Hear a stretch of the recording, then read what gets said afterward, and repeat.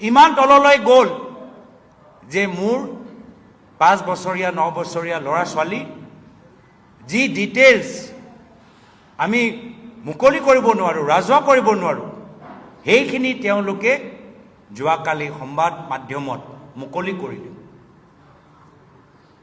মই বাৰম্বাৰ কৈছোঁ আৰু মই মুখ্যমন্ত্ৰীক সকীয়াই দিবলৈ বিচাৰিছোঁ, আপোনাৰো ল'ৰা ছোৱালীৰ কথা আমি জানো আৰু সেইখিনি কথা মই ক'বলৈ বিচৰা নাই। সমগ্ৰ গুৱাহাটীৰ মানুহৰ মাজত আপোনালোকৰ ল'ৰা ছোৱালীৰ কি কেনেকৈ কি হৈছে কি হোৱা নাই সকলোৱে জানে। মোক বাধ্য নকৰাব, মোক বাধ্য নকৰাব। আইনীভাৱে আজি এই যে এক্ট জুভেনাইল জাষ্টিছ এক্টৰ যি ছেকশ্যন 74ৰ কথা ৰকিবুল হুছেইন ডাঙৰীয়াই উল্লেখ কৰিলে, তাৰ ওপৰত নিশ্চয় আমি আইনীভাৱে কি কৰিব পাৰোঁ আমি আমাৰ দিল্লী লিগেল চেলৰ লগত আলোচনা কৰিম। দ্বিতীয়বাৰ সকীয়াই দিছোঁ যে মোৰ বিৰুদ্ধে ৰাজনৈতিকভাৱে হওক বা নিজৰ গুণ্ডা বাহিনী জৰিয়তে হওক মোৰ ওপৰত যিমান আক্ৰমণ কৰিবলৈ বিচাৰে কৰক, সহ্য কৰাৰ তাকত মোৰ ওচৰত আছে। মই প্ৰয়াত তৰুণ গগৈদেৱৰ পুত্ৰ, লাচিতৰ বংশ, হিমন্ত বিশ্ব শৰ্মাৰ ৰাজনৈতিক অৰাজনৈতিক গুণ্ডা বাহিনীৰ আক্ৰমণ পৰা মই ভয় নকৰোঁ। কিন্তু যদি আমাৰ কংগ্ৰেছ দলৰ কৰ্মীৰ ওপৰত আক্ৰমণ কৰা যায়, যদি আমাৰ অসমৰ ভাৰতীয় নাগৰিকৰ ওপৰত আক্ৰমণ কৰা যায়, যদি আপোনালোকে মানুহৰ মাজত হিংসা সৃষ্টি কৰা এনেকুৱা ধৰণৰ কিছু কথাবোৰ কয়, এনেকুৱা কিছুমান ছ'চিয়েল মিডিয়াৰ যোগেদি ভিডিঅ' আপোনালোকে যদি প্ৰচাৰ কৰে, তেতিয়া শেষৰলৈকে মই আপোনাৰ পিছে পিছে মই থাকিম, মই এৰি নিদিওঁ, মই এৰি নিদিওঁ। সেইকাৰণে মোৰ ওপৰত যি কৰিব লাগে কৰক, হ'ব। ইমান তললৈ গ'ল যে মোৰ 5 বছৰীয়া 9 বছৰীয়া ল'ৰা ছোৱালী যি ডিটেইলছ আমি মুকলি কৰিব নোৱাৰোঁ, ৰাজহুৱা কৰিব নোৱাৰোঁ, সেইখিনি তেওঁলোকে যোৱাকালি সংবাদ মাধ্যমত মুকলি কৰিলে। মই বাৰম্বাৰ কৈছোঁ আৰু মই মুখ্যমন্ত্ৰীক সকীয়াই দিবলৈ বিচাৰিছোঁ, আপোনাৰো ল'ৰা ছোৱালীৰ কথা আমি জানো আৰু সেইখিনি কথা মই ক'বলৈ বিচৰা নাই। সমগ্ৰ গুৱাহাটীৰ মানুহৰ মাজত আপোনালোকৰ ল'ৰা ছোৱালীৰ কি কেনেকৈ কি হৈছে কি হোৱা নাই সকলোৱে জানে। মোক বাধ্য নকৰাব, মোক বাধ্য নকৰাব। আইনীভাৱে আজি এই যে এক্ট জুভেনাইল জাষ্টিছ এক্টৰ যি ছেকশ্যন 74ৰ কথা ৰকিবুল হুছেইন ডাঙৰীয়াই উল্লেখ কৰিলে, তাৰ ওপৰত নিশ্চয় আমি আইনীভাৱে কি কৰিব পাৰোঁ আমি আমাৰ দিল্লী লিগেল চেলৰ লগত আলোচনা কৰিম। দ্বিতীয়বাৰ সকীয়াই দিছোঁ যে মোৰ বিৰুদ্ধে ৰাজনৈতিকভাৱে হওক বা নিজৰ গুণ্ডা বাহিনী জৰিয়তে হওক মোৰ ওপৰত যিমান আক্ৰমণ কৰিবলৈ বিচাৰে কৰক, সহ্য কৰাৰ তাকত মোৰ ওচৰত আছে। মই প্ৰয়াত তৰুণ গগৈদেৱৰ পুত্ৰ, লাচিতৰ বংশ, হিমন্ত বিশ্ব শৰ্মাৰ ৰাজনৈতিক অৰাজনৈতিক গুণ্ডা বাহিনীৰ আক্ৰমণ পৰা মই ভয় নকৰোঁ। কিন্তু যদি আমাৰ কংগ্ৰেছ দলৰ কৰ্মীৰ ওপৰত আক্ৰমণ কৰা যায়, যদি আমাৰ অসমৰ ভাৰতীয় নাগৰিকৰ ওপৰত আক্ৰমণ কৰা যায়, যদি আপোনালোকে মানুহৰ মাজত হিংসা সৃষ্টি কৰা এনেকুৱা ধৰণৰ কিছু কথাবোৰ কয়, এনেকুৱা কিছুমান ছ'চিয়েল মিডিয়াৰ যোগেদি ভিডিঅ' আপোনালোকে যদি প্ৰচাৰ কৰে, তেতিয়া শেষৰলৈকে মই আপোনাৰ পিছে পিছে মই থাকিম, মই এৰি নিদিওঁ, মই এৰি নিদিওঁ। সেইকাৰণে মোৰ ওপৰত যি কৰিব লাগে কৰক হ'ব।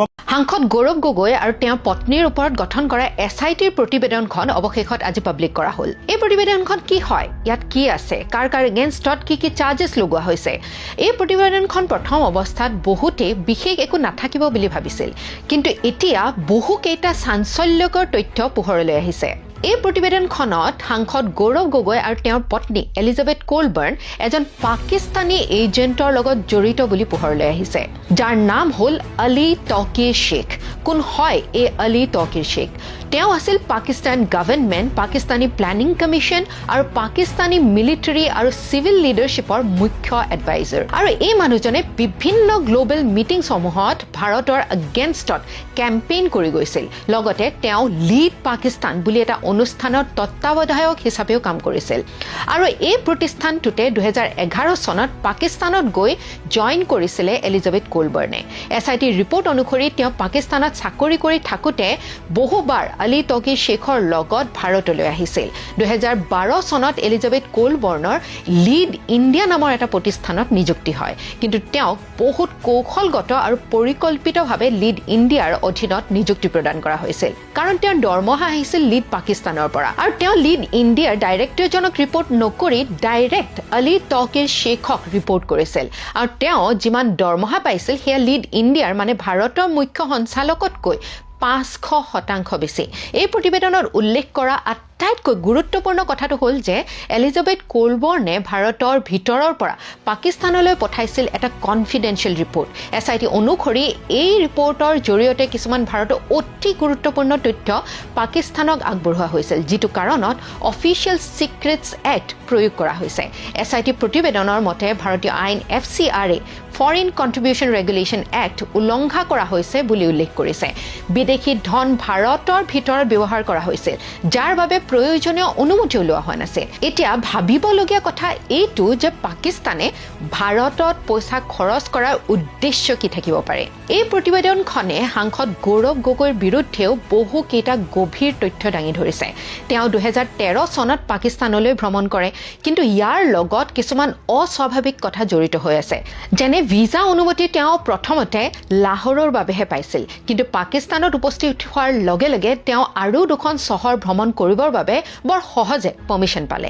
আৰু আমাৰ বিদেশ মন্ত্ৰালয়ৰ অনুসৰি এইটো এটা বৰ সহজ কথা নাছিল, যিহেতু সাধাৰণ কোনো নাগৰিককে এই সুবিধাটো প্ৰদান কৰা নহয়। দ্বিতীয়তে, এই সময়ছোৱাত তেওঁ কোনো ধৰণৰ কথা ছ'চিয়েল মিডিয়াত পোষ্ট কৰা নাছিল। তেওঁ তাতে কি কৰিছিল, ক'ত গৈছিল ইত্যাদি। তেওঁৰ পত্নী এই অনুষ্ঠানটোৰ লগত জড়িত হৈ থাকোঁতে বহুতো এনে সাংসদীয় প্ৰশ্ন তেওঁ উত্থাপন কৰিছিল, যি প্ৰশ্ন সাধাৰণতে কনফিডেন্সিয়েল বা নেশ্যনেল ছিকিউৰিটিৰ লগত গভীৰভাৱে জড়িত বুলি গণ্য কৰা হয়। যেনে ভাৰতৰ মিলিটাৰী প্ৰিপেয়াৰ্ডনেছ কিমান, হাথিয়াৰ মেনুফেকচাৰ কৰাৰ ৰুলছ কি, নিউক্লিয়াৰ পাৱাৰ বা ইউৰেনিয়াম ৰিজাৰ্ভছ আমাৰ ক'ত কিমান আছে ইত্যাদি। তাক লৈ এই প্ৰতিবেদনখনে গভীৰ প্ৰশ্ন উত্থাপন কৰিছে। লগতে সেইবাবে প্ৰতিবেদনখন কেন্দ্ৰীয় গৃহ মন্ত্ৰালয়লৈ ফাৰ্ডাৰ ইনভেষ্টিগেশ্যনৰ বাবে পঠিওৱা হৈছে। এই প্ৰতিবেদনখনে এই কথাখিনি উল্লেখ কৰিছে যে এলিজাবেথ কোলবাৰ্ণে নিজে ভাৰতীয় নাগৰিকত্ব গ্ৰহণ কৰা নাই। তেখেতৰ 2 সন্তানকো ভাৰতীয় নাগৰিকত্ব দিয়া নাই, ব্ৰিটিছ চিটিজেনশ্বিপহে দিয়াইছে। সকলোকে এই কথাটোৱে ভাবিবলৈ বাধ্য কৰিছে যে তেওঁলোকতো ইমান এটা সম্ভ্ৰান্ত পৰিয়ালৰ অংশ, তেওঁলোক বৰ্তমানো ভাৰততে থাকে, ইয়াতে চাকৰি কৰে, ল'ৰা ছোৱালীও ইয়াতে পঢ়ি আছে। আৰু 18 বছৰ অতিক্ৰম কৰাৰ পিছত ল'ৰা ছোৱালী নিজে কোন দেশৰ নাগৰিক হ'ব সেয়া নিজে বাছি ল'ব পাৰে। তথাপিও ইচ্ছাকৃতভাৱে ভাৰতীয় নাগৰিক হিচাপে কিয় চিনাকি দিব বিচৰা নাই পিতৃ মাতৃয়ে।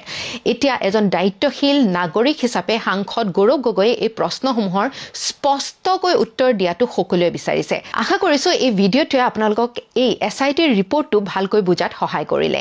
সঁচাকৈ দেশ বিৰোধী কাৰ্যকলাপৰ লগত যদি গৌৰৱ গগৈ জড়িত, দিগন্তই কোৱাৰ দৰে আমিও ক'ম যে মুখ্যমন্ত্ৰী হিমন্ত বিশ্ব শৰ্মাৰ নিচিনা ইমান শক্তিশালী প্ৰভাৱশালী ৰাজনীতিবিদ থকাৰ পিছতো গৌৰৱ গগৈ কিয় মুকলি আকাশৰ তলত ঘূৰি থাকিবলৈ এৰি দিয়া হৈছে। নৰেন্দ্ৰ মোদী, অমিত শ্বাহৰ নিচিনা প্ৰধানমন্ত্ৰী, গৃহমন্ত্ৰী থকাৰ পিছত বিৰোধী উপদলপতি হৈ কেনেকৈ গৌৰৱ গগৈ দপদপাই আছে ইমান ৰাষ্ট্ৰবিৰোধী কাম কাজৰ লগত জড়িত হৈ। তৎকালীনভাৱে গৌৰৱ গগৈক আচলতে গ্ৰেপ্তাৰ কৰিব লাগে। আমি পূৰ্বতেও কৈছিলোঁ, আজিও কৈছোঁ।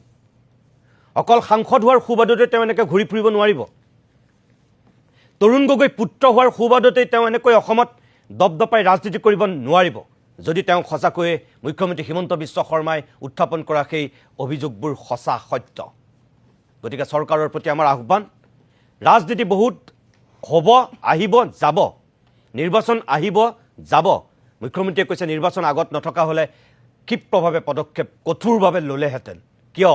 নিৰ্বাচন বাদ দিয়ক, শত্ৰুৱেই ব্যৱস্থা লওক। মুখ্যমন্ত্ৰীৰ প্ৰতি আমাৰ শেষ আহ্বান, বাকী বিচাৰ ৰাইজে কৰিব। ইতিমধ্যে আপোনালোকে এখন দিনৰ ভাগত ফ্লপ শ্ব' এখন 2 ঘণ্টাৰ ফ্লপ শ্ব' এখন আপোনালোকে দেখিলেই হিমন্ত বিশ্ব শৰ্মা ডাঙৰীয়াই কেনেকৈ সেই আগৰ কাহানীখিনিকে আকৌ নতুনকৈ অলপ মছলা লগাই কেনে ক'লে। তাৰপিছত আমি দেখিলোঁ, আমি সকলোৱে কথা পাতিলোঁ, আমি গম পাইছোঁ, আমি বুজিব পাৰিছোঁ যে তেওঁৰ চাইক'লজিকেল প্ৰব্লেম হৈছে। তেওঁক আমি আজি তেজপুৰ মেণ্টেল হস্পিটেললৈ আমি আহিছোঁ, তেওঁক আমি ৱেলকাম জনাইছোঁ, ইয়ালৈ আহক, এবাৰ চেকআপ কৰক, কাৰণ ইলেকশ্যন আহিলে আপোনাৰ কিছুমান প্ৰব্লেম আহে। তো আমি বিচাৰিছোঁ যে অহা কালিলৈ খোলা আছে, আমি ইতিমধ্যে কথা পাতিলোঁ, আজি বন্ধ আছিল, অহা কালিলৈ তেওঁ আহক আৰু এই মেণ্টেল হস্পিটেলত চেকআপ কৰাই যাওক। বাকী যাৱতীয় ব্যৱস্থা আপোনালোকে কৰিব? হয়, নিশ্চয়। আমি গোটেই NSY টিম আছোঁ ইয়াতে, তেজপুৰৰ NSY টিম আছে, শোণিতপুৰ আমিও থাকিম, আমি গোটেইখিনি তেওঁক ব্যৱস্থা কৰি দিম, তেওঁ আহক আৰু চেকআপ কৰক মেণ্টেল হস্পিটেলত। আৰু কোন আছে? পাইছে প্ৰথম তেখেতক গৌৰৱ গগৈ ভোটে খেদি ফুৰিছিল আৰু বৰ্তমান সময়ত তেখেতে মানসিক ৰোগত আক্ৰান্ত হৈছে। গতিকে আমাৰ সভাপতি ডাঙৰীয়াই তেখেতৰ বাবে আহ্বান জনাইছে যে তেওঁ আহি ইয়াত ভৰ্তি হৈ তেখেতৰ মানসিক যি ৰোগ আছে সেই ৰোগৰ চিকিৎসা কৰক। নহ'লে বৰ্তমান সময়ত আমি যি দেখিছোঁ, নিৰ্বাচন যিমানেই কাষ চাপি আহিছে সিমানেই তেওঁ কিন্তু মানসিক ৰোগত আক্ৰান্ত হৈ অত্যাধিক আবুল তাবুল বকিবলৈ আৰম্ভ কৰিছে। আজিৰ দিনত এগৰাকী মানসিক ৰোগীয়ে কোনবিলাক কথা কয়, আজিৰ দিনত আপুনি 5 লাখ চাকৰি দিম বুলি 1.5 লাখ চাকৰি দিয়াৰ পিছত আপুনি সফল বুলি ঢাক ঢোল পিতে, তেনে কথাবিলাক এগৰাকী মানসিক ৰোগীয়ে কয়। এজন মানসিক ৰোগীয়ে কি কাম কৰে? তেখেতে কাম কৰে যি খিলঞ্জীয়া ভূমিসমূহ আদানীক গতাই দিয়ে। এজন খিলঞ্জীয়া মানুহৰ বা খিলঞ্জীয়াসকলৰ যি আমাৰ ভূমিৰ অধিকাৰ আছে, যি আমাৰ চাহ বাগানসমূহ আছে, সেই বাগানসমূহ তেখেতৰ পত্নীৰ নামত গতাই দিয়ে। গতিকে মানসিক ৰোগী হিচাপে আৰু এটা কথা ক'ব বিচাৰিছোঁ যে আমাৰ যিসমূহ চৰকাৰী বিদ্যালয়সমূহ আছে, সেই বিদ্যালয়সমূহ তেখেতে কিন্তু বন্ধ কৰি কেৱল ব্যক্তিগত খণ্ডৰ বিদ্যালয়সমূহ খোলা আৰম্ভ কৰিছে। আৰু তেখেতে যি ৰিকুৱাৰমেণ্ট আছিলে জবৰ হওক বা আপোনাৰ স্কুলসমূহত যিসমূহ পদ খালী আছে, পদসমূহ পূৰণ কৰা নাই, কিন্তু তাৰ অন্যথা তেওঁ বন্ধই কৰিছে। গতিকে এগৰাকী মানসিক ৰোগী এনে কামসমূহ কৰে। গতিকে আমি অসম ৰাজ্যিক NSY সঁজাতি দলটোৱে তেখেতক আমি আহ্বান জনাইছোঁ, তেখেতে অতি সোনকালে যিমান সময় সোনকালে পাৰে আহি ইয়াত ভৰ্তি হওক আৰু তেখেতৰ ৰোগৰ চিকিৎসা কৰক, অন্যথা তেখেতৰ বিপদ হ'বগতে আমাৰ অনুধাৱন হয়। আজি হিমন্ত বিশ্ব শৰ্মাৰ জীৱনৰ আটাইতকৈ ডাঙৰ দীঘল যিটো প্ৰেছ মিট, সেই প্ৰেছ মিট চালোঁ। গৌৰৱ গগৈ পাকিস্তানী এজেণ্ট সম্পৰ্কত তেওঁ যিটো প্ৰেছ মিট আগবঢ়ালে, 2.5 ঘণ্টা দিল্লীৰ পৰাও বোলে ফ্লাইটৰ টিকেট কাটি মানে কেইবাগৰাকী সাংবাদিকক গুৱাহাটীলৈ নিমন্ত্ৰণ কৰি গৌৰৱ গগৈ যে এগৰাকী পাকিস্তানী এজেণ্ট, সেই কথাটোক লৈ তেওঁ SITয়ে যি প্ৰতিবেদন প্ৰকাশ কৰি থৈছিলে তাক ৰাজহুৱা কৰিছে বুলি কৈছে। গৌৰৱ গগৈ পাকিস্তানী এজেণ্ট সম্পৰ্কত তেওঁৰ এই দীঘলীয়া প্ৰেছ মিটখন শুনিলোঁ। এই প্ৰেছ মিটটোত একেই জুবিনদাৰ চাৰ্জশ্বিটখনত যে একো মাল মতন নাছিলে, এতিয়া গৌৰৱ গগৈ এগেইনষ্টত যিবিলাক কথা বতৰা আমি দেখিছোঁ, সঁচাকৈ কল্পনাৰ ভিত্তিত কেইটামান কথা কোৱা নিচিনাই পাইছোঁ, আৰু তাত একো মাল মতন আমি বিচাৰি পোৱা নাই। যদি গৌৰৱ গগৈ পাকিস্তানী এজেণ্ট, লগে লগে গৌৰৱ গগৈ গ্ৰেপ্তাৰ কৰিব লাগে, হয়নে নহয় কওক সেই কথাটো আপোনালোকে? মানে গৌৰৱ গগৈ যদি চোৰাংচোৱা, গৌৰৱ গগৈ যদি ভাৰতৰ গোপন তথ্য পাকিস্তান বহিৰাষ্ট্ৰ এখনক যদি যোগান ধৰিছে, তেওঁক গ্ৰেপ্তাৰ কৰিব লাগে নে নাই? গ্ৰেপ্তাৰো নকৰে। এনেই আপোনাৰ সেই ছেপ্টেম্বৰতে বোলে গৌৰৱ গগৈ পাকিস্তানী এজেণ্ট বুলি যিটো প্ৰতিবেদন প্ৰস্তুত কৰিছিলে, সেইটো আজি 5 মাহ 6 মাহ অতিক্ৰম কৰিছে। গৌৰৱ গগৈ যদিহে আমাৰ ভাৰতৰ শত্ৰু, পাকিস্তানী এজেণ্ট, তেনেহ'লে তেওঁক জেলত পঠিয়াব লাগে নে সংবাদমেল দিব লাগে? সংবাদমেল দিছে, ঠিকে আছে, ৰাইজে জনাৰ প্ৰয়োজন আছে, ৰাইজক জনাইছে, কিন্তু লগে লগে সংবাদমেলখন শেষ হোৱাৰ লগে লগে গৌৰৱ গগৈ জেলত যাব লাগে। সেই কাম নকৰে এতিয়া মুখ্যমন্ত্ৰীয়ে। এতিয়া মুখ্যমন্ত্ৰীয়ে সেই দায়িত্ব নলয়, গৌৰৱ গগৈক গ্ৰেপ্তাৰ কৰিব লাগে সেই কথা তেওঁ নকয়। এতিয়া জাতিৰ শত্ৰুক, ভাৰতৰ শত্ৰুক, ভাৰতৰ ৰাষ্ট্ৰৰ বিৰুদ্ধে কৰা ষড়যন্ত্ৰৰ কাৰণে গৌৰৱ গগৈক জেলত নপঠিয়াই এনেকৈ সংবাদমেল পাতি চিঞৰ বাখৰ লগাই থাকিলে সেইটো কোনোবাই বিশ্বাস কৰিব নেকি? মানে গৌৰৱ গগৈ সম্পৰ্কত সেই যে আমি আজি প্ৰায় এবছৰ ধৰি পাকিস্তানী এজেণ্ট বুলি যে মুখ্যমন্ত্ৰীৰ মুখত শুনি আছোঁ, সেই পাকিস্তানী এজেণ্টজনৰ মুখ্যমন্ত্ৰী হিচাপে হিমন্ত বিশ্ব শৰ্মা কেলৈ আছে? আজি পাকিস্তানী এজেণ্টজনক কিয় গ্ৰেপ্তাৰ কৰিব নোৱাৰে? আজি অসমৰ গৃহ বিভাগৰ মন্ত্ৰীৰ দায়িত্বও হিমন্ত বিশ্ব শৰ্মা নিজে। আৰু এনেকুৱা এখন আমি SITৰ প্ৰতিবেদন দেখিলোঁ, এইটো গৌৰৱ গগৈ পাকিস্তানী এজেণ্ট সম্পৰ্কত। সেই তদন্ত প্ৰক্ৰিয়াটোত SITৰ তদন্ত প্ৰক্ৰিয়াটোত পাকিস্তানত মানে গৌৰৱ গগৈ থকা মেলা, ভাৰতৰ চোৰাংচোৱাগিৰি কৰা, সেই গোটেই কথা বতৰাবিলাক সম্পৰ্কত সেইবিলাক কথা বতৰা আজিলৈকে এদিনো SITয়ে গৌৰৱ গগৈৰ লগত সোধপোছ কৰা আমি দেখা নাই। এগৰাকী অভিযুক্ত ৰাষ্ট্ৰদ্ৰোহী গৌৰৱ গগৈ আৰু SIT যি আপোনাৰ অসম পুলিচৰ নেতৃত্বত, মুখ্যমন্ত্ৰীৰ নেতৃত্বত যি SIT গঠন কৰিলে, সেই SITয়ে আজিৰ দিনটোলৈকে, আজি মুখ্যমন্ত্ৰী হিমন্ত বিশ্ব শৰ্মাই ইতিহাসৰ আটাইতকৈ দীঘলীয়া সংবাদমেল পতা সময়ছোৱালৈকে SITয়ে গৌৰৱ গগৈ সোধপোছ কৰা আমি দেখা নাই। সেইটো কি আচলতে? সেই কথাটো আপোনালোকে বিবেচনা কৰক। যেতিয়া কাৰোবাৰ বিৰুদ্ধে অভিযোগ আহে, কোনোবা যদি আপোনাৰ ৰাষ্ট্ৰদ্ৰোহী কাজত লিপ্ত হৈছে, সেই মানুহজনক জেৰা নকৰাকৈ এখন SIT প্ৰস্তুত হৈ যায়। আৰু এতিয়া অসমৰ বহুত ডাঙৰ ডাঙৰ জাতীয় সংগঠনৰ নেতৃত্বই গৌৰৱ গগৈয়ে ক্লেৰিফিকেশ্যন দিব লাগে বুলি কৈ আছে। ক্লেৰিফিকেশ্যন আমাক নালাগে, গৌৰৱ গগৈ গ্ৰেপ্তাৰটোহে লাগে। গৌৰৱ গগৈয়ে ভাৰতৰ বিৰুদ্ধে ষড়যন্ত্ৰ যদি কৰিছে, যদি গৌৰৱ গগৈয়ে পাকিস্তানী এজেঞ্চিৰ লগত মিলি ভাৰতৰ গোপনীয়তা যদি তাত শ্বেয়াৰ কৰিছে, তেনেহ'লে গৌৰৱ গগৈ জেলত থাকিব লাগে। গৌৰৱ গগৈৰ বিৰুদ্ধে যিবিলাক এলিগেশ্যন আনিছে, সেই এলিগেশ্যনবিলাক যদি সঁচা, তেনেহ'লে গৌৰৱ গগৈ জেলত থাকিব লাগে। এনেকৈ গৌৰৱ গগৈ এই গোটেই SITৰ প্ৰতিবেদন সম্পৰ্কত এতিয়া ৰাজহুৱা কৰি আছে। ৰাজহুৱা কৰিলে ঠিকে আছে, কিন্তু এইটো যেতিয়া দিল্লীলৈ পঠিয়াই দিছে, তাৰ পাছত কি থাকিলে? দিল্লীলৈ পঠিয়াই দিছে মানে মাল নাই। মাল নাই কাৰণে এতিয়া আপোনাৰ দিল্লীলৈ পঠিয়াই দিছে। সেই আপোনাৰ জুবিনদাৰ কেছটোত বোলে দিল্লী পুলিচৰ কথা কোৱা নাই, CBI, নিয়া সেইবিলাকে কৰিব নোৱাৰে বুলি কৈছিলে যে। এতিয়া গৌৰৱ গগৈ কেছটোৰ ক্ষেত্ৰত কিয় অসম পুলিচৰ বিশ্বস্ত এই সেনাবাহিনীবিলাকে আজি এই বিয়াগুম গৃহ বিভাগে কিয় কেছটো ল'ব নোৱাৰে? সেই কথাটো কওক আপোনালোকে। এতিয়া সেইকাৰণে কথাবিলাক ক্লিয়াৰ হৈ গৈছে। যেনেকৈ জুবিনদাৰ হত্যাৰ ক্ষেত্ৰতো SITয়ে যি চাৰ্জশ্বিট দাখিল কৰিলে, 12,000 পৃষ্ঠাৰ যি চাৰ্জশ্বিট দাখিল কৰিলে, তাত যে একো মাল মতং নাই, ঠিক তেনেকৈ আজি গৌৰৱ গগৈৰ বিৰুদ্ধে যিবিলাক এলিগেশ্যন মুখ্যমন্ত্ৰীয়ে দাঙি ধৰিছে, একেটাই পাইছোঁ। কেৱল কল্পনাৰ ভিত্তিত কেইটামান কথা আমি আচলতে শুনিছোঁ, কিন্তু সেই কল্পনাৰ ভিত্তিত এগৰাকী মানুহক কেতিয়াও অপৰাধী হিচাপে সজাব নোৱাৰি। সেইটো এষ্টাব্লিছ কৰিবলৈ হ'লে যিগৰাকী অভিযুক্ত তেখেতক আচলতে সোধপোছ কৰাৰ প্ৰয়োজন আছিলে, সেইটো কিন্তু কৰা নাই। গতিকে সেই কথাখিনিয়ে কৈছোঁ। ইমান ঠিক নহ'ল নেকি? আমি অসমীয়া জাতিয়ে জুবিন ক্ষেত্ৰক তীৰ্থস্থান বুলি গণ্য কৰিছিলোঁ। তীৰ্থস্থানৰ পৰিৱেশ এনেকুৱা নেকি? আজি এই মহান শিল্পীগৰাকীৰ নামত যি টুকুৰা মাটি উচৰ্গা কৰিলে, সেই মাটি টুকুৰাৰ ক্ষেত্ৰতো আপোনালোকে নিশ্চয় দেখিছে, বেপাৰী মন্ত্ৰীয়েতো আধা মাটিটো কাঢ়ি ল'লে। জুবিনদাক জীয়াই থকা অৱস্থাতটো আচলতে অশান্তি দিলেই, এতিয়া মৃত্যুৰ পাছতো তেখেতক শান্তিত থাকিবলৈ দিয়া নাই। সেইটোৱে আমি দেখিছোঁ আজি। তেওঁৰ জীৱন্ত কালত একো সন্মান নিদিলে, এতিয়া আপোনাৰ মৃত্যুৰ পাছতো তেওঁকতো সন্মান নিদিয়েই, মানুহজনক শান্তিত তাত আচলতে জিৰাবলৈও দিয়া নাই। আজি জুবিন ক্ষেত্ৰৰ অৱস্থাটো আপোনালোকে লক্ষ্য কৰিছেনে নাই? বিজেপিয়ে যে হাতে হাতে গেৰুৱা পতাকা লৈ ৰাজপথলৈ যে ওলাই আহিছিলে তেওঁলোক আচল অনুৰাগী বুলি, আজিৰ দিনটোত জুবিন ক্ষেত্ৰৰ অৱস্থাটো আপোনালোকে লক্ষ্য কৰিছেনে নাই? আজি আচল বুলি কৈ থকা মানুহবিলাক আজিৰ দিনটোত তেওঁলোকে লাজ পায় নে নাপায়? আচলতে আজি আপোনাৰ অসমৰ কোনো মানুহে জুবিন ক্ষেত্ৰলৈ যোৱাৰ আচলতে পৰিৱেশ নাই। আজি দেশৰ বিভিন্ন প্ৰান্তৰ পৰা জুবিনদাক শ্ৰদ্ধাঞ্জলি জনাবলৈ অহা মানুহে কি কৈছে? আজি আপোনালোকে নিশ্চয় লক্ষ্য কৰিছে, জুবিনদা আমাৰ অসমীয়া জাতিৰ সম্পদ, আমাৰ হিয়াৰ স্পন্দন। জুবিনদাৰ ক্ষেত্ৰত কেনেকৈ আচলতে এনেকুৱাকৈ অন্যায় চলিব পাৰে? আজি জুবিন ক্ষেত্ৰত আপোনালোকে লক্ষ্য কৰিছেনে নাই?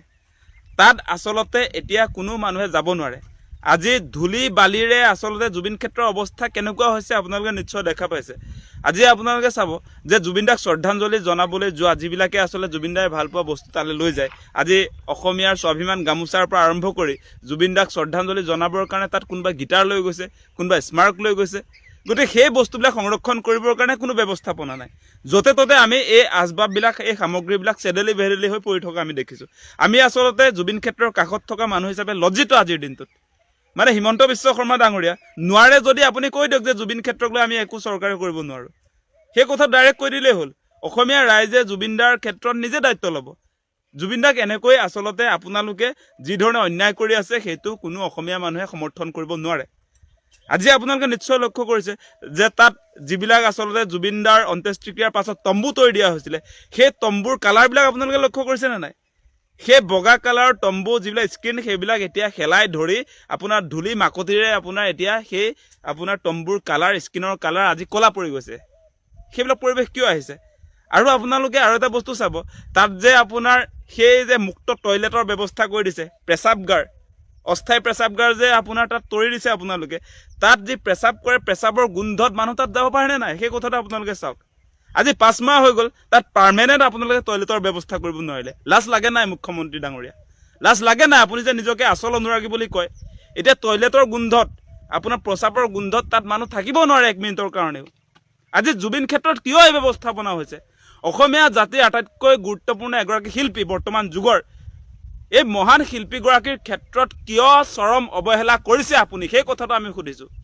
আজি জুবিন ক্ষেত্ৰত আপোনালোকে নিশ্চয় লক্ষ্য কৰিছে যে জুবিন ক্ষেত্ৰৰ যিটো পৰিৱেশ আহিছে বৰ্তমান সময়ছোৱাত, এই সময়ছোৱাত কোনো কাৰণতে জুবিন ক্ষেত্ৰত গৈ কোনো মানুহে জুবিনদাক শ্ৰদ্ধাঞ্জলি জনাব নোৱাৰে।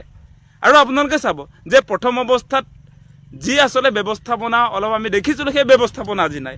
আমি যিবিলাক কথা বতৰা উত্থাপন কৰিছিলোঁ যে জুবিনদাৰ সৃষ্টিৰাজিক সংৰক্ষণ কৰিব পৰাকৈ তাত বিশ্বমানৰ ৱৰ্ল্ড ক্লাছ সংগ্ৰহালয়ৰ কথা কৈছিলোঁ, আমি ফিল্ম চিটিৰ কথা কৈছিলোঁ, আমি আচলতে জুবিন ক্ষেত্ৰত কালচাৰেল এখন ইউনিভাৰ্চিটিৰ কথা কৈছিলোঁ। গতিকে জুবিন ক্ষেত্ৰক লৈ আচলতে বৰ্তমান সময়ত হিমন্ত বিশ্ব শৰ্মা যে চিৰিয়াছ নহয় সেই কথাটো আজি প্ৰমাণ হৈছে। আজি জুবিন ক্ষেত্ৰক হিমন্ত বিশ্ব শৰ্মাৰ নেতৃত্বাধীন এই বিজেপি চৰকাৰখনে ডাষ্টবিনলৈ পৰিৱৰ্তন কৰিব যেন লাগিছে। আজি সঁচা সঁচি কথাটো ক'বলৈ গ'লে যে জুবিনদাৰ লগত যে বিজেপি চৰকাৰ সংঘাত আছিলে, সেইকাৰণে কোনো ধৰণৰ ব্যৱস্থাপনা জুবিন ক্ষেত্ৰত নাই, সেই কথাটোহে আমি দেখিছোঁ।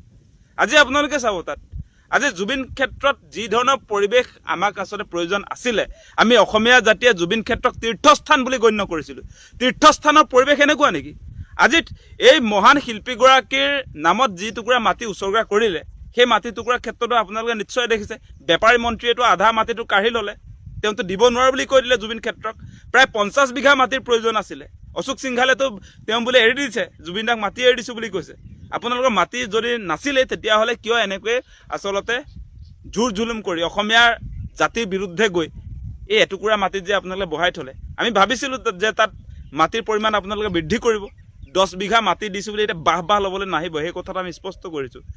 আমাৰ মূল কথাটো হৈছে জুবিনদাৰ নিচিনা এগৰাকী মহান ব্যক্তিৰ ব্যক্তিত্বক লৈ, জুবিনদাৰ নিচিনা মহান শিল্পীৰ সৃষ্টিৰাজিক লৈ ৱৰ্ল্ড ক্লাছ সংগ্ৰহালয় তাত লাগিব। আমাক তাত কালচাৰেল ইউনিভাৰ্চিটিৰ প্ৰয়োজন আছিলে, ফিল্ম চিটিৰ প্ৰয়োজন আছিলে। গতিকে বিশ্বমানৰ সংগ্ৰহালয়ৰ কথা কৈ থকা এই আজিৰ যি জুবিন ক্ষেত্ৰ, তাৰ পৰিৱেশটো আপোনালোকে দেখিছেনে নাই? মানে এনেকুৱা ধৰণে জুবিনদাৰ এই মহান সৃষ্টিৰাজিক, জুবিনদাৰ নিচিনা এগৰাকী ব্যক্তিত্বক মানুহৰ মনৰ পৰা নাইকিয়া কৰিবৰ কাৰণে হিমন্ত বিশ্ব শৰ্মাই যুঁজা চলাইছে। মানে সেইটোৱে হৈছে চৰকাৰী অৱহেলাই, তাকে প্ৰমাণ কৰিছে। আজি যে ধূলি বালিৰ কাৰণে তাত মানুহ যাব নোৱাৰা হৈছে, এই প্ৰশাসন যন্ত্ৰটোৱে কি তাত শুই আছে নেকি? পানী এটোপাল দি আপোনাৰ সেই ধূলি পৰিৱেশটো নাইকিয়া কৰিব নোৱাৰে আপোনালোকে? কি চলিছে আচলতে জুবিন ক্ষেত্ৰত, সেই কথাটো আমি সঁচা সঁচিকৈ প্ৰতিবাদ কৰিছোঁ। কোনো কাৰণতে জুবিনদাৰ ক্ষেত্ৰত এনেকৈ অন্যায় আপোনালোকে কৰিব নোৱাৰিব। নিজকেতো আচল অনুৰাগী বুলি ঘোষণা কৰে আপুনি, হিমন্ত বিশ্ব শৰ্মা ডাঙৰীয়া। আপুনিতো কয় অসমৰ ৰাইজ নকল, আপুনি নিজে আচল। তাৰ পাছত জুবিনদাৰ ক্ষেত্ৰত কিয় এই অন্যায় কৰিছে? আচলতে আপুনিতো জুবিনদাক জীয়াই থকা অৱস্থাততো আচলতে অশান্তি দিলেই, এতিয়া মৃত্যুৰ পাছতো তেখেতক শান্তিত থাকিবলৈ দিয়া নাই। সেইটোৱে আমি দেখিছোঁ। আজি তেওঁৰ জীৱন্ত কালত একো সন্মান নিদিলে, এতিয়া আপোনাৰ মৃত্যুৰ পাছতো তেওঁকতো সন্মান নিদিয়েই, মানুহজনক শান্তিত তাত আচলতে জিৰাবলৈও দিয়া নাই। সেই পৰিৱেশ আমি দেখিছোঁ। গতিকে অতি শীঘ্ৰে জুবিন ক্ষেত্ৰত যি অৰাজক পৰিস্থিতি হৈছে বৰ্তমান সময়ত, সেইবিলাক নাইকিয়া হ'ব লাগে। আৰু জুবিন ক্ষেত্ৰত যি নিৰ্মাণ কাৰ্য চলিছিলে, সেই নিৰ্মাণ কাৰ্যৰ অগ্ৰগতি আমি মুঠেও দেখা নাই। জুবিন ক্ষেত্ৰৰ তীৰ্থস্থান হিচাপে যি ধৰণৰ ইনফ্ৰাষ্ট্ৰাকচাৰ লাগে, সেই সকলোখিনি লাগিব, সেই কথা আমি স্পষ্ট কৰি দিছোঁ। কোনো কাৰণতে জুবিনদাৰ ক্ষেত্ৰত এনেকুৱা অন্যায় আমি মানি নলওঁ, সেই কথা আমি সকীয়াই দিছোঁ। আজি গোটেই প্ৰেছ মিটটো চালো হিমন্ত বিশ্ব শৰ্মা ডাঙৰীয়াৰ, কিন্তু ক'তো এনেকুৱা এটা শব্দ নাপালো যে গৌৰৱ গগৈক এই তথ্যৰ ওপৰত ভিত্তি কৰি পাকিস্তানৰ এজেণ্ট বুলি কোৱা হৈছিলে, তেখেত ISR পৰা ট্ৰেইনিং লৈছিলে, তেখেতে ISR পৰা পইচা লৈছিলে, এনেকুৱা কোনো ধৰণৰ কথা কিন্তু হিমন্ত বিশ্ব শৰ্মাই গোটেই ঘণ্টাজোৰা সংবাদমেলত কিন্তু একো ক'ব নোৱাৰিলে। আমি ভাবি আছিলো গৌৰৱ গগৈক এৰেষ্ট হ'ব, গৌৰৱ গগৈ জেলত পঠাব, গৌৰৱ গগৈ যদি ISR লগত জড়িত আছে তেখেতক ফাঁচি দিয়া হ'ব, কিন্তু নাই, একো তেনেকুৱা নাপালো। আহোম বংশৰ ল'ৰাক পাকিস্তানী সজালে জাষ্ট বিকজ তেখেতে ৰাজনৈতিকভাৱে তেখেতে বিৰোধ কৰিছে। ডাঙৰীয়া, আপুনি নিজকে এটা মস্ত ফটুৱা আৰু এটা ফাল্টু কথাৰ যে উস্তাদ, সেই কথাটো কিন্তু আজি একদম জল পটকৈ প্ৰমাণিত কৰিলে। আপুনি কেতিয়াবা অখিল গগৈক কৈ দিব, কেতিয়াবা লুৰিণজ্যোতি গগৈক কৈ দিব, কাৰণ তেওঁলোক আপোনাৰ ৰাজনৈতিক বিৰোধী হোৱাৰ কাৰণে তেওঁলোকক আপুনি যি টি কৈ দিব পাৰে। অখিল উদ্দিন কৈ দিব পাৰে, তেওঁলোকক পাইজান বুলি কৈ দিব পাৰে, তেওঁলোকে বাংলাদেশীৰ ৰক্ষণাবেক্ষণকাৰী কৈ দিব পাৰে, যি টি কৈ দিব পাৰে। একে ঠাইতে তৰংগ গগৈ, চক্ৰ গগৈ, তেওঁলোক গগৈ উপাধিৰ যিহেতু তেওঁলোক আপোনাৰ লগত আছে, আপোনাৰ বিজেপিত আছে, সেইবিলাক ভাল। কিন্তু গৌৰৱ গগৈ ৰাজনৈতিকভাৱে আপোনাৰ বিৰোধী, অখিল গগৈ আপোনাৰ ৰাজনৈতিকভাৱে বিৰোধী, লুৰিণজ্যোতি গগৈ এইবিলাক বেয়া। আৰু বেয়াটো বেয়া, আমি দেশৰ ভিতৰত থাকি আমি ভাল বেয়া যি আছে আমি ৰাজনৈতিক কাৰবাৰ বিৰোধ কৰিবই পাৰোঁ। কিন্তু চিৰবৈৰী, চিৰশত্ৰু মই কাৰোবাক পাকিস্তানী বুলি কৈ দিম, আপুনি গোটেই অসমবাসীক লজ্জিত কৰিলে। এজন নিৰ্বাচিত মুখ্যমন্ত্ৰীৰ মুখৰ পৰা ইমান তৰল আৰু ইমান তল খাপৰ ৰাজনীতি যে আপুনি কৰিব পাৰিব, এই কথাটো চাগে কোনো ভবা নাছিলে। আৰু আমাৰ অসমৰ ইতিহাসত চবতকে ফাল্টু আৰু ফটুৱা কথাৰ উস্তাদ মুখ্যমন্ত্ৰী যদি হৈছে, সেইটো হিমন্ত বিশ্ব শৰ্মা ডাঙৰীয়া। গৌৰৱ গগৈ পাকিস্তান যাবই পাৰে, আপুনি যোৱা নাই, আপোনাৰ বিজেপিৰ মানুহবিলাকে যোৱা নাই, আপুনি দেখোন বাংলাদেশে গৈছে, আপুনি বিদেশত গৈছে, আপোনাৰ বিজেপিত থকা আপোনাৰ নিজৰ বিশ্বগুৰু নৰেন্দ্ৰ মোদী ডাঙৰীয়া দেখোন পাকিস্তানত গৈছে। যদি এই গৌৰৱ গগৈ যদি পাকিস্তানত যদি গৈছে, তাত যদি থাকিছে, সেইটো নিয়ম কানুনৰ বাহিৰত গৈ তেখেতে গৈছে নেকি, কলকাতাৰ পাৰ হৈ তেখেতে গৈছে নেকি পাকিস্তান? আৰু এই ক্ষেত্ৰত না মই ইমান বেয়া লাগে যে এই ফাল্টু মানুহটোৰ কথাত অসমৰ ইমান সংখ্যক উজনিৰো বহুত মানুহ মই চাওঁ, ফেচবুক বা তেওঁলোকক চাওঁ, বা বহুত অসমীয়া মানুহ, তেওঁলোকে ইমান এই সৰু কথাটো বুজিব নাপায়। হিমন্ত বিশ্ব শৰ্মাই যি কয় তাতে নাচি তেওঁলোকে ফেচবুকত বা কমেণ্টবিলাক কৰি থাকে, পাকিস্তানী এজেণ্ট গগৈ। আৰে গগৈ অসমতকৈ ডাঙৰ, অসমতকৈ বেছি অসমীয়া কোনোবা হ'ব পাৰে নেকি অসমত? আৰে যিজন ব্যক্তিক ৰাইজে 3বাৰকৈ সাংসদ ৰূপে নিৰ্বাচিত কৰিছে, যিগৰাকী সাংসদৰ পিতৃক অসমৰ ৰাইজে 3বাৰকৈ মুখ্যমন্ত্ৰী হিচাপে পাইছে, কেন্দ্ৰত 5বাৰকৈ তেখেতে সাংসদ হিচাপে থাকিছে, সেই আহোম বংশৰ ল'ৰাজনক আপুনি পাকিস্তানী সজাই দিব just because he is your opponent. আৰে তেখেতৰ আপোনাৰ নিচিনা 12,000 বিঘা মাটিৰ ভোগ কৰা নাই নহয়। আপোনাৰ পুত্ৰৰ নিচিনা যেনেকে গৌৰৱ গগৈৰ নামত তেখেতৰ 18টা কোম্পানীৰ মালিকটো তেখেত নহয়। আৰু আপোনাৰ নামটো গুগলত কৰিলে চবতকে কৰাপ্টেড যদি হিমন্ত বিশ্ব শৰ্মা বুলি চাৰ্চ কৰা হয়, তাতো ক'ৰবাত না ক'ৰবাত আপোনাৰ লিষ্টত আপোনাৰ নাম থাকে। সবাতোকে প্ৰপাৰ্টি থকা মুখ্যমন্ত্ৰীৰ নাম সুধিলে আপোনাৰ নামটো ক'ৰবাত না ক'ৰবাত আহি যায়। সবাতোকে যদি সাম্প্ৰদায়িক মন্তব্য কৰা মুখ্যমন্ত্ৰীৰ নাম চাৰ্চ কৰা হয় গুগলত, আপোনাৰ নামটো আহি যায়। আপুনি জাষ্ট খালি ভোট পাবৰ কাৰণে বাংলাদেশী, মিয়া, অমুক তমুক, কাৰোবাক পাকিস্তানী এইবিলাকেই কৰি আছে নহয়। কি লাভ? আপুনি মুছলমান, বেংগলী মুছলমান, তেওঁলোকৰ ধৰ্ম মুছলমান হোৱাৰ কাৰণে আপুনি তেওঁলোকক যি টি কৈ দিয়ে। আকৌ মিয়াক 5 টকাৰ ৰিক্সাৱালাজনক 5 টকাৰ ঠাই 4 টকা। আৰে 5 টকাৰ ঠাই 4 টকা দিয়াটো সেইটো মিয়াক কোনোদিনে হাৰাশাস্তি নহয়। কোনো মুছলমান ৰিক্সাৱালাক সেইটো হাৰাশাস্তি বুলি নকয়, এইটো চেচৰামি বুলি কয়, ফাল্টুমি বুলি কোৱা হয়, দাদাগিৰি, গুণ্ডাগিৰি বুলি কোৱা হয়। আৰু বহুত তেনেকুৱা মানুহ আছে, মই অসমীয়া বুলি নকওঁ, বহুত তেনেকুৱা চবতে আছে। এই খেচৰামি এটা কৰে, 10 টকা বিচাৰিলে 5 টকা এটা দিব, এই ভাড়া লৈ খেচৰামি কৰা প্ৰকৃতিৰ। সেইটোত হাৰাশাস্তি নহয়। তাতকে 5 টকা 4 টকা আপোনাৰ নামত ভিক্ষাই দি দিব, আপুনি লৈ ল'ব।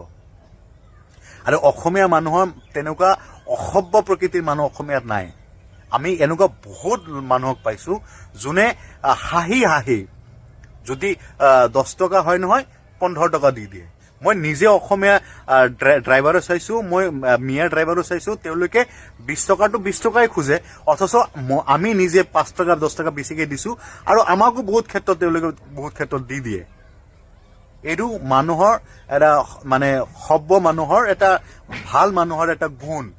তেওঁলোকে যিটো সুবিধা গ্ৰহণ কৰে বা কিবা ছাৰ্ভিচ এটা ল'লে সেই দোকানীজনক বা সেই বিক্ৰেতাজনক সন্তুষ্ট প্ৰকাশ কৰি 1 টকা 2 টকা বা 5 টকা কিবা টিপছ এইটো দিয়া হয়। আৰু মিয়া বুলিতো কোনো জনগোষ্ঠীয়ে নাই। সাংবিধানিক পদত বহি সংবিধানৰ ওপৰত শপত খাই আপুনি সেই আসনখনত বহি ৰজাৰ আসনত বহি আপোনাৰ প্ৰজাৰ মাজত বিভাজনৰ সৃষ্টি কৰি তেওঁলোকক হাৰাশাস্তি কৰা সেইটো আপোনাৰ ধৰ্ম। মুখ্যমন্ত্ৰী ডাঙৰীয়া, আপুনি ৰাজধৰ্ম পালন কৰিব লাগে। আপুনি ৰাজধৰ্ম পালন কৰক। ৰাজধৰ্ম হ'ল যে গোটেই মানুহখিনিক একেলগে একত্ৰিত কৰি তেওঁলোকক সমান চকুৰে দেখা। সকলো বৰ অসম সোণৰ অসম কৰিবলৈ হলে আপোনাৰ ধুবুৰী যেনেকে উন্নত হ'ব লাগিব, ঠিক তেনেকে আপোনাৰ তিনিচুকীয়া উন্নত হ'ব লাগিব। শিৱসাগৰ, বৰপেটা এই অঞ্চল গোটেই অসম উন্নত হ'ব লাগিব। প্ৰত্যেকটো ডিষ্ট্ৰিক্টৰ নিজা নিজা তেওঁলোকৰ ইতিহাস আছে, তেওঁলোকৰ নিজস্ব ষ্টৰিজ আছে, সেইটো থাকিব। কিন্তু আপুনি এটা ডিষ্ট্ৰিক্টৰ এটা মানুহখিনিক আপুনি নিজৰ আপোন বাকীখিনিক পৰ, তেতিয়াহ'লে গোটেই অসমখিনি কেতিয়াও ডেভেলপ নহয়। গতিকে এই কথাবিলাক কিন্তু নৱপ্ৰজন্মৰ মানুহে স্পষ্টকৈ বুজি পাই উঠিছে। নিউ জেনেৰেশ্যনৰ লোকে কেতিয়াও এই পলাৰাইজেশ্যন পলিটিক্স কেতিয়াও তেওঁলোকে একচেপ্ট নকৰে, তেওঁলোকে ভাল নাপায়। So' I would request you, please stop it here. আপুনি যদি ভাল কাম কৰিছে, সেই ভাল কামসমূহ মানুহৰ ওচৰত লৈ যাওক। তেওঁলোকে হয়তো বিবেচনা কৰি আপোনাক ভোট দি দিব পাৰে। কিন্তু এনেকুৱা ফাল্টু কথাবিলাক কৈ থাকিলে এটা মুখ্যমন্ত্ৰী আসনৰ গৰিমা বিনষ্ট কৰা হয়। গতিকে এনেকুৱা কথা নক'ব। কাৰণ 49 চনৰ পিছৰ অহা মানুহ বা 71 চনৰ পিছৰ অহা মানুহ আমিও নিবিচাৰোঁ অসমত থাকিবলৈ। সেইটো মিয়া হওক, মুছলমান হওক, হিন্দু হওক, কি হওক, একো নাই। যদি কোনোবা আছে বিচাৰি দিয়ক, আমি ওলাই দিম। আমি সংখ্যালঘু মানুহে তেওঁলোকক ওলাই দিম। 71 চনৰ পাছত যদি কোনোবা বাংলাদেশৰ পৰা যদি আহিছে, সেইটো হিন্দু হওক, মুছলমান হওক, সেইটোৱে গোটেই অসমবাসী ৰাইজেও সেইটো বিচাৰে।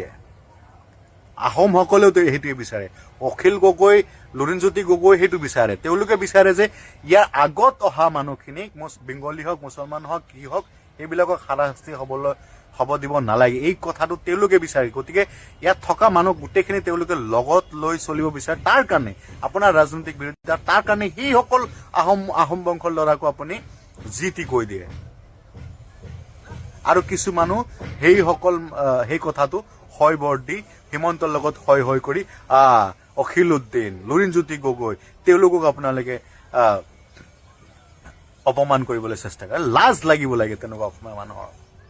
তেনেকুৱা মানুহৰ লাজ থাকিব লাগে যে ৰাজনৈতিক বিৰোধী হোৱাৰ কাৰণে হিমন্ত বিশ্ব শৰ্মা ডাঙৰীয়াই অখিল গগৈক সমালোচনা কৰিছে, গৌৰৱ গগৈ পাকিস্তানী এজন সজাইছে, লুৰিণজ্যোতি গগৈক কৰিছে।